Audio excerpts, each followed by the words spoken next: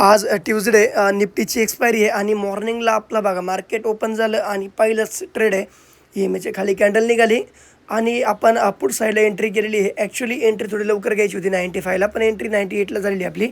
टेलिग्रामला trade देता देता थोडं लेट झालं आणि बघा आपल्याला प्रॉफिट दिसतंय 6,500-7 हजाराचं रनिंग प्रॉफिट आहे.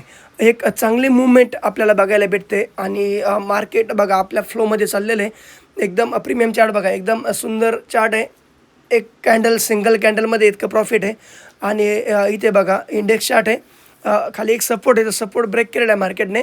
तर त्याच्यानंतर अजून एक खाली एक मोठा म्हणजे सपोर्ट थोडा लांब आहे, तिथपर्यंत मार्केट येऊ शकतं. पण आपण हे प्रॉफिट आपलं बुक करून घेऊ, कारण मार्केट आहे कधी रिव्हर्स होतं आहे, पण मार्केट सपोर्ट तोडून खालीच आहे. मार्केटमध्ये स्टॉप लॉस लावणं खूप महत्त्वाचं आहे, कारण की आपलं कॅपिटल सेफ तर आपण सेफ. आणि हे Coin50 याच्यामध्ये आपल्याला ऑप्शनला 10x लिव्हरेज भेटतं. आपण त्याच्यामध्ये कमीत कमी पैशावरती ट्रेडिंग करून चांगले पैसे कमवू शकता.